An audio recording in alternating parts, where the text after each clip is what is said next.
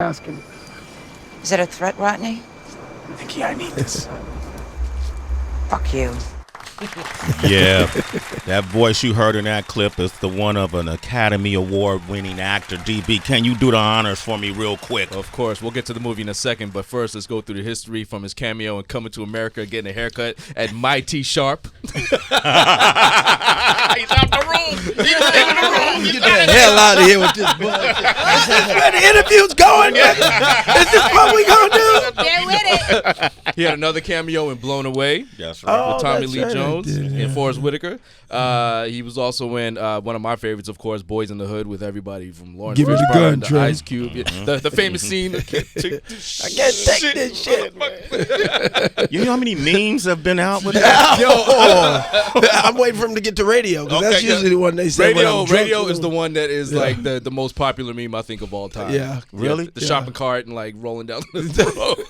And with the radio. Yeah.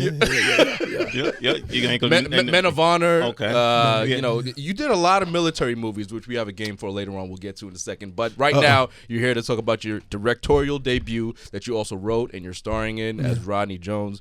Please welcome Cuba Gooding Jr. for his film Bayou Caviar. Bayou Caviar, man. And you dedicated it to your father, which I thought was really cool. Yes, of course. Yeah, I did. Why this film did you dedicate to your father? Because it was my first, I think, and I wanted. I just wanted it to be something that represented passion in my life, and my father was the most passionate influence, male influence in my life. Yeah, and interestingly enough, the original writer, Eitan Goyen, who wrote the script based on the idea, his wife passed away as well, the same time as my father did. So that's that other name underneath my father's. Right. So there was a lot of passion involved in making this movie, and a lot of people gave a lot to make it happen. So. Yeah. The story. Tell us about the story and what made you want to tell this story. Well, it was one of those scripts when I first read it, before I had even touched a word in the script, that I knew that there was something interesting there. You know, this impoverished community of good people who get involved in this bad deed. But I didn't feel like I knew any of these people. So when I pitched them my idea for a rewrite, it was based on the backstory of these characters and how that informed them to come together and then ultimately find redemption in their lives. And it was that take is what I believe that we made, that that resulted in the film that you'll see. Did you consult any? Could you play a boxer? So did you consult, like, were there boxers that, like, real life boxers that you went to and asked, hey man? Regis Poitras is in the movie. Okay. And a lot of other pro boxers who live in New Orleans who came down and were banging in the movie, just to bring the reality of it. Other than that, I had other advisor boxers on the set because we did some real sparring. We did some things in here where we only did a couple of takes of it, but these kids were really, doing their thing, and we had a bunch of cameras moving around. So there's a boxer story that really isn't told completely to me. So I'm glad you did this, because what happens to the boxer after he steps off the stage? Facts. Not the first 10 years after he stepped off the stage, because you can still hang out and get into some free clubs and stuff. That's the first right. But after the second decade, what happens to the boxer? They're just now discovering CTE, right? Concussion syndrome. So they have a protocol when football players get hit, they take them off the field and they give them, sometime 2-3 days before they can play again. Yeah. Boxers get 8 seconds. 8 seconds. You good? You good? You want to fight? Let's go. And people don't realize that these guys are, their brains are being banged around. And a lot of times you see these guys and they're, they have domestic violence, suicide. And to me, it's like, CTE is a real thing, and a lot of times these guys are, they're shown an ability to fight and to handle themselves. They become celebrities, right? Yeah. And millionaires, multimillionaires, and everybody around them's making money. as long as they're fighting. As long as they're fighting. And the minute they finish fighting, they move on to the next one. And a lot of times these guys, they're getting hundreds of millions of dollars, and they're seeing that number, 100 million. So in their mind, they have $100 million. But that 100 is really only 25 million. And you were like, yeah, still, that's a lot of money. Yeah. But if you think you got a certain amount of money and you spend like that, that money's gone before you get it.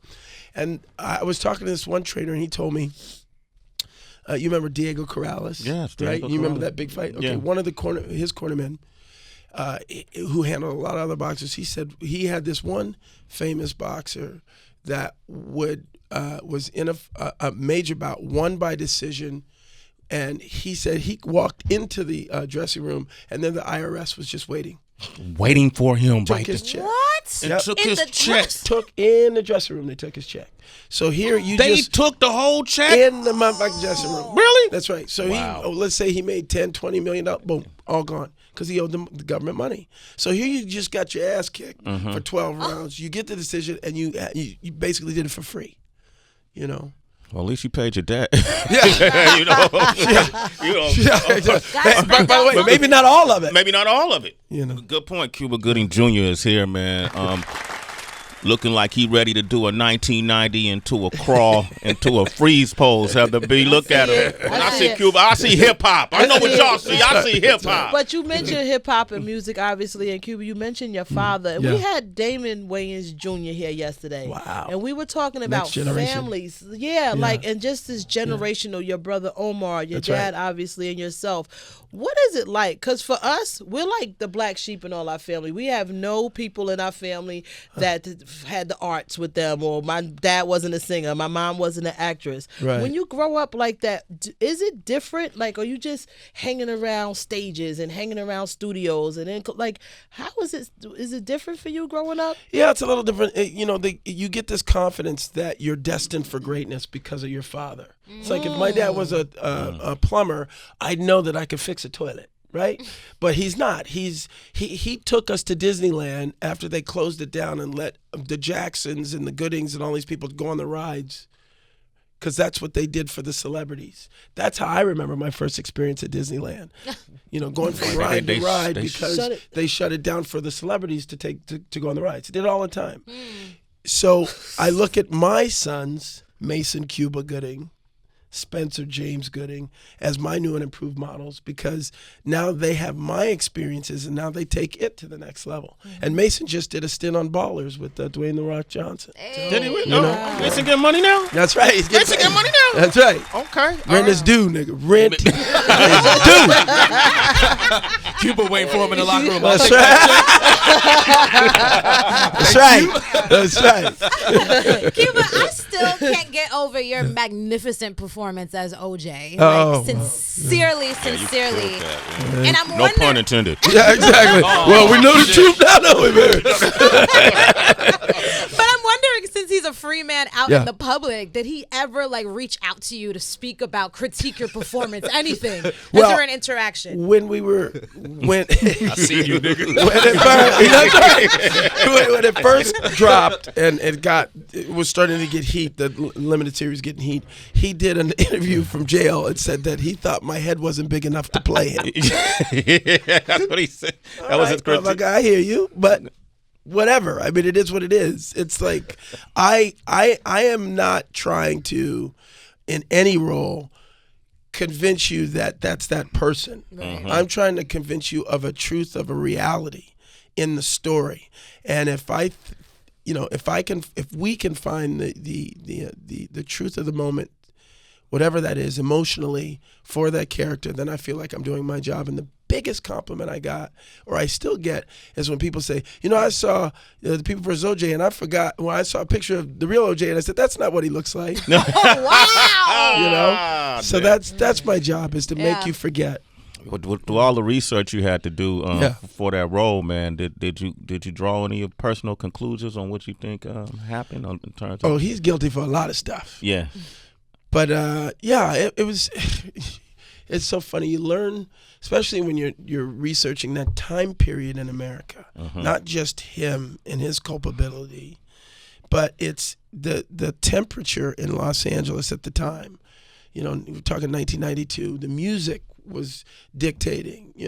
We got to look into the police brutality and corruption in the Los Angeles section of South Central, and it just, when you look at it, like looking back in the fishbowl, so many things were obvious, but when you're living through it, it was shocking. Like, when he was found not guilty, I felt relieved and didn't care if he did it or not. I just didn't want another black man to be railroaded that way. Then when I did it now, looking back 20 years later, I felt an extreme amount of guilt, because now I'm looking at through the Goldman family and through the Brown family, and realizing that they lost people in their family, and it just hit me in such a profound way now. But at the time, I couldn't see it because of the noise that was this toxic environment in the community. Wow, Cuba Gooding Jr. is here, man. That's real. Academy Award winning. Hello. Cuba Gooding Jr., man. And I've known you for so long, man. On screen, we see you on screen. We see you off screen. We know you face a lot of adversity. You faced a lot of losses. You've had a lot of wins.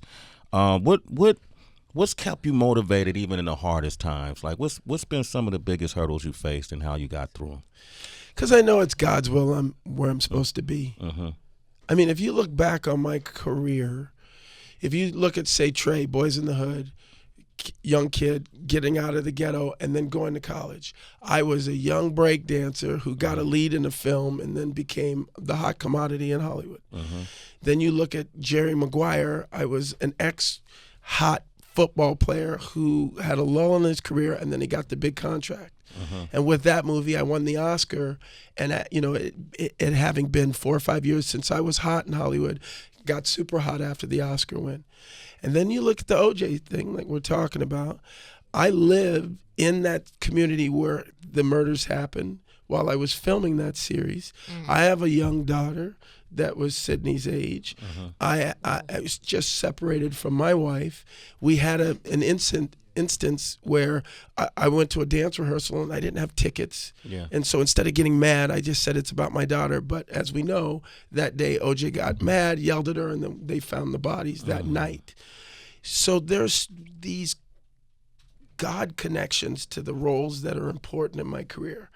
And a lot of times I say, why is this happening to me? But you remember the paintings and the things that Shakespeare and Van Gogh did, but you don't remember their personal dramas. And that's how I tell myself. It's like personals to keep you grounded, but you're here for a reason. Wow. Cuba Gooding Jr., man. My family right here have to be. I'm coming over for the holidays. I love it. Mason, pay the rent. That's right. Okay, we're going to come back. We're going to open up these phone lines, man, let you guys talk to them. The new movie is called Bayou Caviar. It's in theaters tomorrow. Make sure you check it out. Man, he's here, man. The man is here. Nigga, house nigga, field nigga, still nigga. Blue Magic. That's a brand name. Like Pepsi, that's a brand name. I stand behind it. I guarantee it. What the fuck are you talking about? What I'm talking about is when you chop my dope down to 1, 2, 3, 4, 5%, and then you call it Blue Magic, that is trademark infringement. You understand what I'm saying? What do you want, Frank? You want me to change the name on it? I would have to insist that you change the name. Fine by me, Frank. I'll call it Red Magic. I don't care. Just don't let me catch you doing this again. Catch me? Infringement? Insist? I don't like these words as much as please. Thank you. I'm sorry to bother you, Nikki. These are better words you use. You come to my motherfucking club without an invitation. Hear me? Oh, man. Wow. That was from the critically acclaimed movie American Gangster.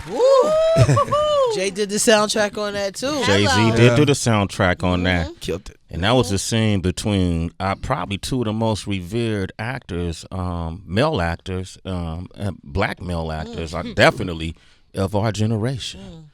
Denzel Washington. 2 Oscar winners. 2 Oscar winners together, tag teaming each other in that scene. Sparring, I know Sway, Cuba was like, I'm about to deliver this nigga shit. Bring your game. Because Denzel was spitting that shit at you in that scene. When I looked across at him and I said, if I don't do something memorable, I'm gonna get blown out of the scene. And the first take, I threw that glass without anybody knowing it. Wow.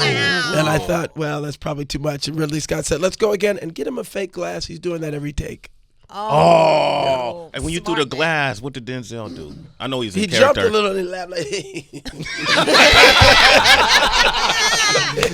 he laughed a little bit, and I was like, that's right, motherfucker. That's right. All day. Everybody all right? Everybody good? Everybody good? Yeah. That's great, man. That's awesome. True story. I pulled that clip from American Gangster because in it when you get mad and you say "hear me," because you did the same thing in Bayou Caviar when you meet up with your baby mother. Yeah. And so I was wondering, because you're the director on this film, how do you know when you're doing something and when to pull back? Because you're the director, where usually somebody is there to tell you like, hey, maybe not that, or maybe do something different. Well, I think it's why I wanted to direct, because as an actor, you step on a stage and you surrender, like you say, surrender your performance to the director, right? And then a year later, you go in the theater and you go, why did he use that take? What the hell? But as an actor-director, I go in the editing room and I pick my own moments of my takes and on the co-stars, and then I work with the composer to do the right composition for the emotion. So on my sets, actors play. They do what they want to do, and then I tweak them. And I let them know, do whatever you want, because when I get in an editing room, I got to, make my decisions. So I don't want to give them any restraint, But same thing goes for them with me. I'm a play. So that's the only rule I have on my sets. Wow. Do you ever get intimidated when you, like, I did a scene last night in Empire. Did you? Yeah. Spell it out. Yeah, and it was me and Lucius Lyon. Terrence is no joke. Terrence is no joke. Turn around, let the pistol smoke. Yeah, man, and I've never said more than 3 lines in a movie cameo in my life, and they gave me 4. So I lost sleep that night, but the whole time I'm watching them, because I don't claim, I'm not an actor, but I'll take the opportunity. Shout out to the actors who aren't getting any. Wow. I didn't, I'm not stepping on your toes. Actors get mad when they bring people to get cameos and they're not really true thespians who studied the craft. But the whole time I'm sitting there, I'm watching. That's so funny you say that. I don't mean to cut you off, but I remember when people were up in arms, and even Samuel Jackson said, why are these rappers getting, our parts? And I was next to Ice Cube on the set of Boys in the Hood, like, I don't know what they tripping about, Cube. They get me shot in this part. Don't worry, Cube, you going to be great in this scene. You got one brother left, man. Don't shoot me in the face with all these people. I'm sorry. I was in awe of him while he worked, and I forgot, oh shit, I got to do lines too. But you ever get caught up like, damn, that's Denzel? Never. And I think it's because that's how I started my career. I started showing them that I didn't give a fuck if it was Tom Cruise next to me. I didn't care if it was Jack Nicholson. And I could do this all day. I didn't care if it was Dustin Hoffman or Morgan Freeman. They expected me to be in character. So if I do something that embarrasses you, cuss me out later. But right now, this is what we're going to do. Wow. P-Dub is on the line from Atlanta. Real. What's up, P-Dub? Pete to the... What's up, Sway? What's up? Hey, my question is, how did you train for that scene with Denzel playing Nicky Barnes? Took all my hair off, watched all the Nicky Barnes footage that I could get, and we shot it in Manhattan. We were in Harlem for some of those scenes, and this will tell you exactly what kept me in character. I'm sitting in my trailer, and a trailer is like a mobile home that they keep on the sets on the street. And they never put the actor's name so that you don't get harassed. If it said on my door, Cuba Gooding Jr., people know, hey, that's Cuba Gooding Jr., can I get an autograph? So they put your character's name on the door. And mine said Nicky Barnes. And I'm telling you, an hour didn't pass without somebody yelling, fuck you, Nicky Barnes! Wow. So true story. And I was like, can we please just make it just NB or something? Really? True story, yeah. Wow, man. You got that, P-Dub? Yeah, thank you. All right, man. And then one last caller, Nikki T, is from Ohio. What you want to say, Nikki? Good morning. Good morning, Shade 45 crew. Hey. Hey. Can you ask Cuba Gooding Jr. the same question I asked Cedric the Entertainer? How do you maintain life with your head above water? You have kids. You have kids that remind you that they're your new and improved model. And if you slip, then you're going to get caught slipping because they'll come and replace your ass in a minute. Because Mason Cuba Gooding's a beast. Yeah. He just did a stint on Ballers with Dwayne "The Rock" Johnson. He's 6'2" and beautiful. Yeah. Yeah. So, yeah, you just keep remembering why God put me here.